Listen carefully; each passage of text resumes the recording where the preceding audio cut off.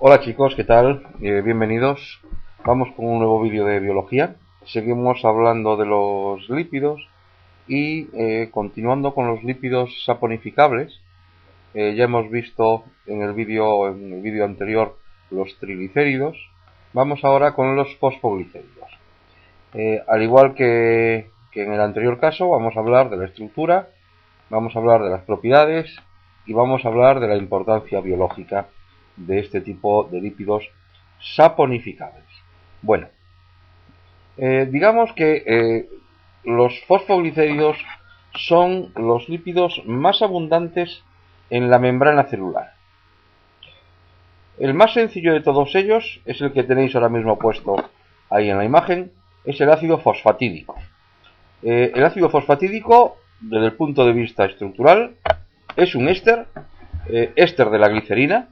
Ya sabemos lo que es el enlace éster, lo hemos visto en el vídeo de los triglicéridos.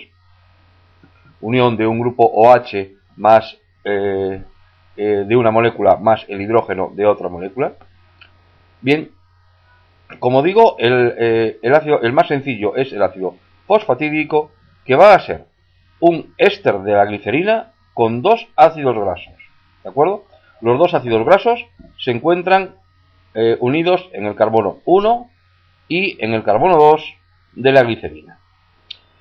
Todo ello completado con la unión del ácido ortofosfórico a nivel del carbono 3, tal como veis ahí en el dibujo. Generalmente el ácido graso que se encuentra unido al carbono 1 es un ácido graso saturado, mientras que el que se encuentra unido al carbono 2 es un ácido graso insaturado. ¿Vale? El ácido fosfatídico, entonces, lo veis ahí en el esquema. Veis cómo se forman dos enlaces tipo éster, éster carboxílico, porque interviene el grupo OH, del grupo carboxilo del ácido graso. Eso lo tenemos por un lado, en carbono 1 y en carbono 2, mientras que en el carbono 3 lo que tenemos es un enlace éster fosfórico. Ahí tenéis la diferencia entre que intervenga un carbonilo a que intervenga el enlace doble fósforo-oxígeno del fosfórico. ¿De acuerdo? Diferencia, por lo tanto, entre el enlace éster carboxílico y el enlace éster fosfórico. Bien,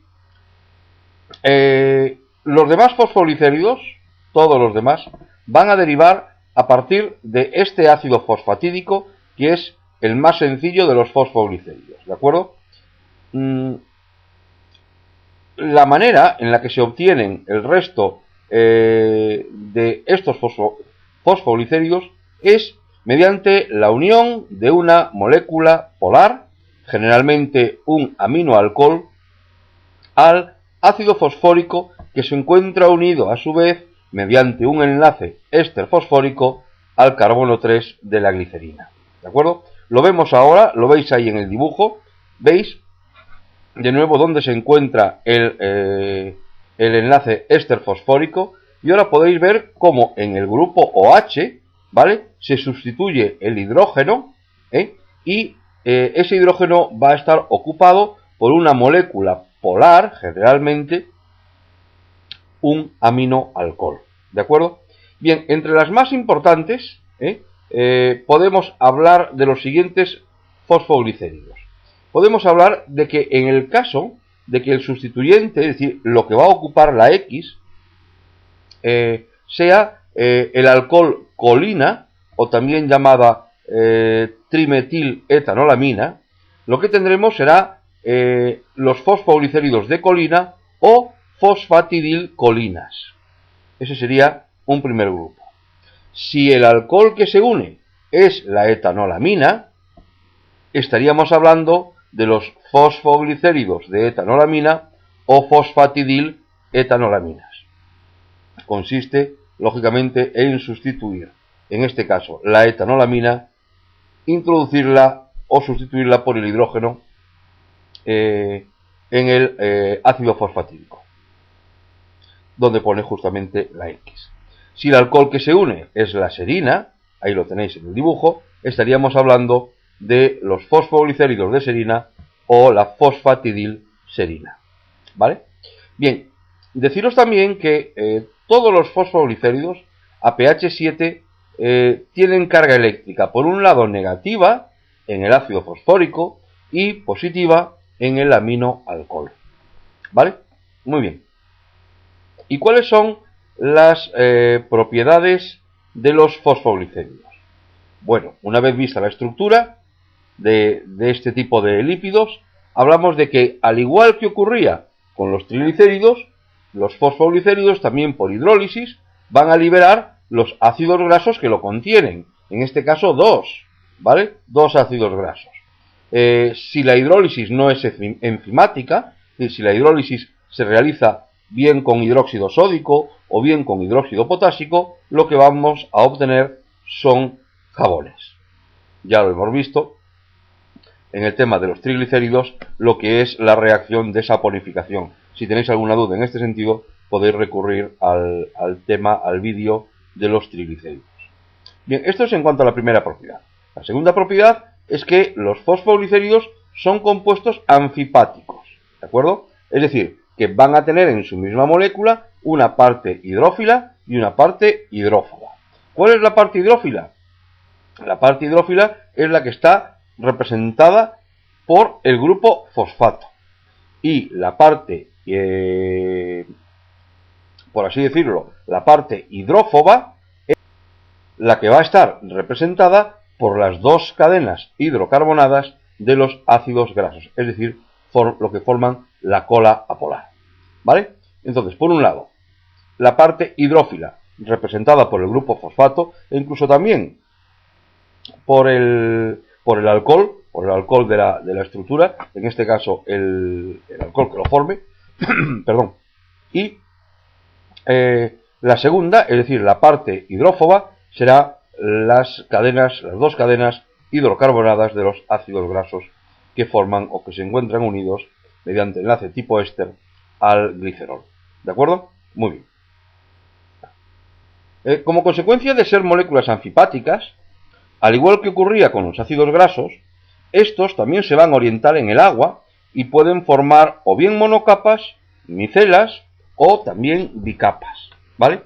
¿Qué ocurre? Que las moléculas, las cabezas polares de estas moléculas son más grandes que en el caso de los ácidos grasos, por lo que no va a existir un empaquetado adecuado en las micelas y tienden a formar bicapas que se cierran sobre sí mismas para evitar el contacto con el agua en los extremos, ¿de acuerdo? Forman así las vesículas denominadas liposomas. O sea, el funcionamiento el hecho de que sean estructuras anfipáticas va a permitir que tengan comportamiento similar a lo que ocurría en los ácidos grasos. Pero claro, tener en cuenta que aquí la cabeza polar es mucho más grande que en el caso de los ácidos grasos, por lo tanto, no va a existir el empaquetamiento tan adecuado que existía en aquellos, ¿no? ¿Vale? Esto es lo que quería deciros, ¿vale?